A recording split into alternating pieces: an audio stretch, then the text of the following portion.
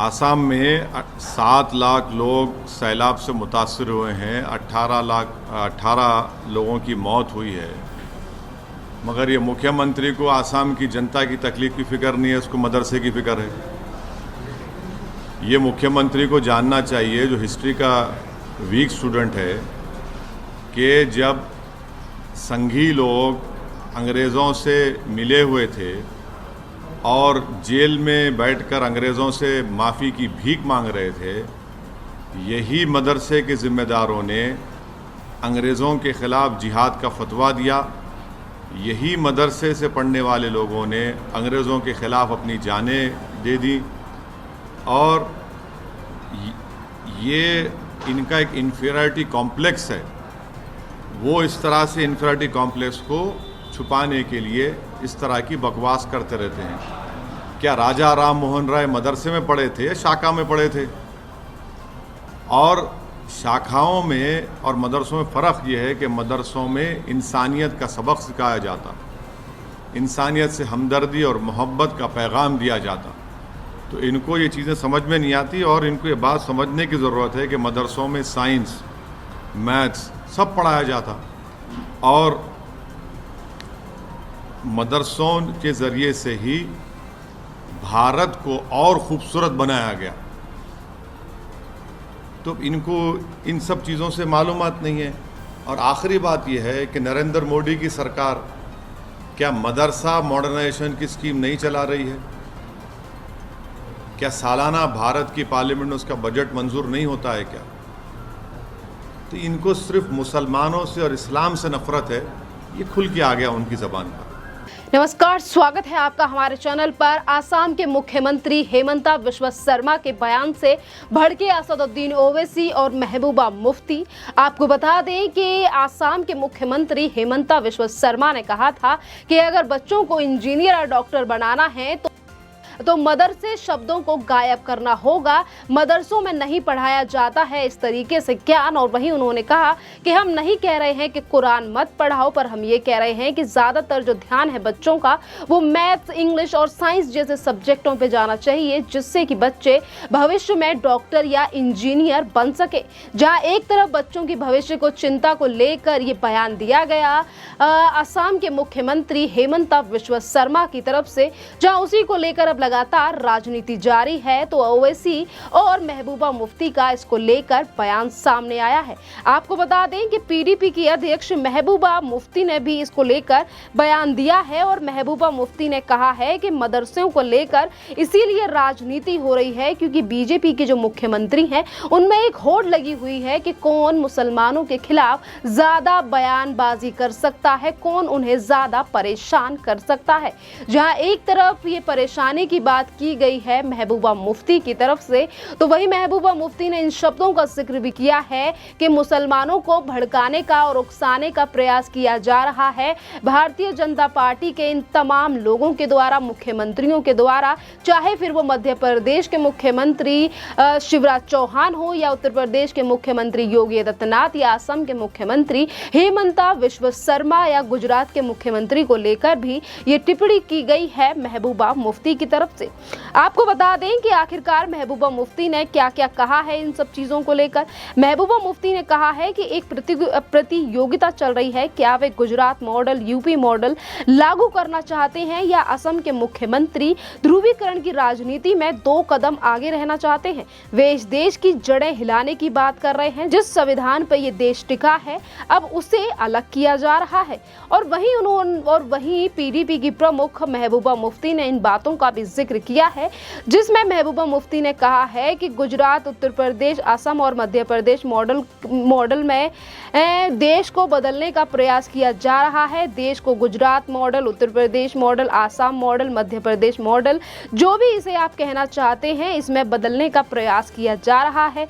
मुख्यमंत्रियों की होड़ लगी हुई है। इस बात का जिक्र करने के साथ साथ ये भी कहा गया है महबूबा मुफ्ती की तरफ से कि मुसलमानों को परेशान करने के साथ साथ इसीलिए मंदिरों और मस्जिदों के मुद्दे उठाए जा रहे हैं, मुसलमानों की प्रतिक्रिया के लिए उकसाया जा रहा है। ताकि इन लोगों को एक प्रकरण और अंजाम देने का मौका मिले, जैसा कि अतीत में गुजरात या यूपी में देखा गया है। अंग्रेजों ने हिंदुओं को मुसलमानों के खिलाफ खड़ा किया, आज भाजपा कर रही है।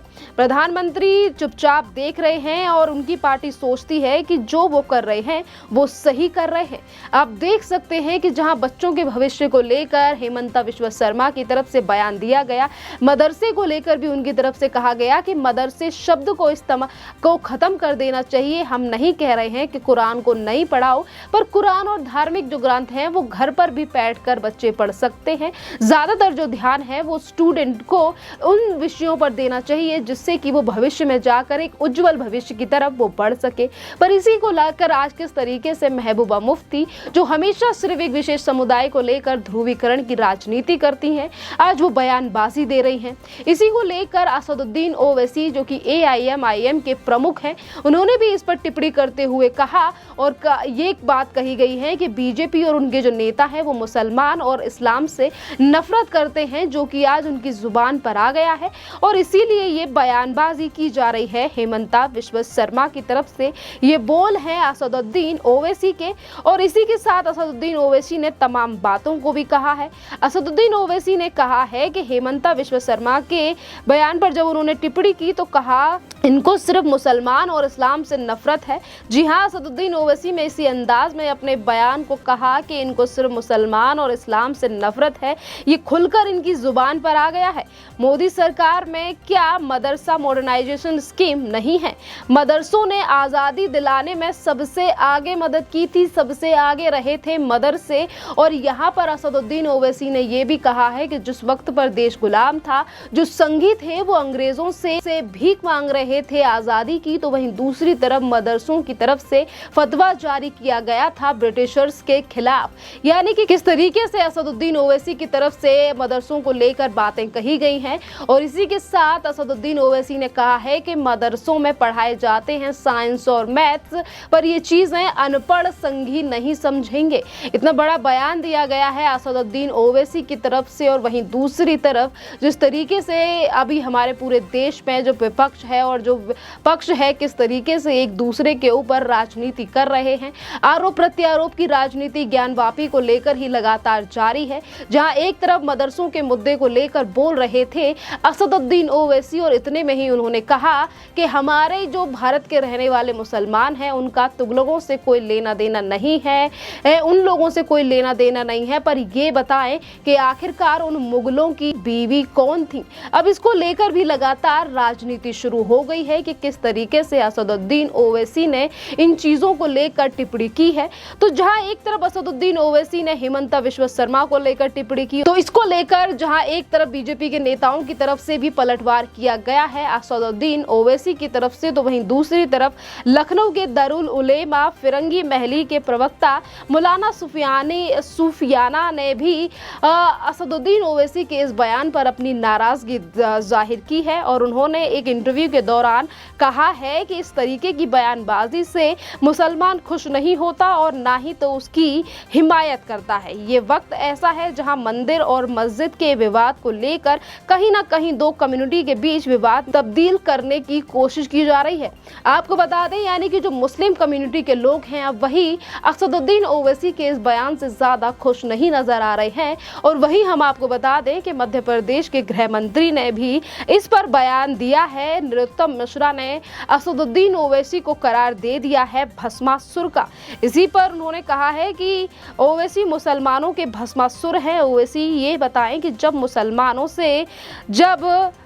मुगलों से भारत के मुसलमान का कोई रिश्ता नहीं है, तो जब भी उनके स्मारकों पर कोई बात आती है तो ओवैसी को बेचैनी क्यों होती है। उन्होंने ओवैसी का आज मृत शक्ति अपमान किया है।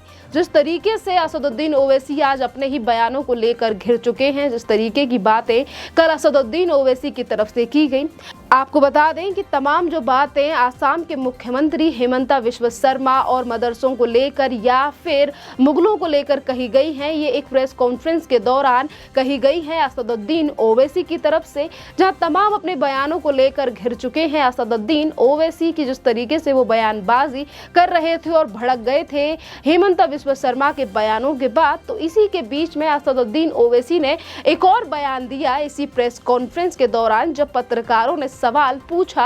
असदुद्दीन ओवैसी ने कहा कि देश में अगर ईंधन की कीमतें बढ़ रही हैं, महंगाई बढ़ रही है, तो वो सब औरंगजेब की वजह से बढ़ रही है, मुगलों की वजह से बढ़ रही है महंगाई।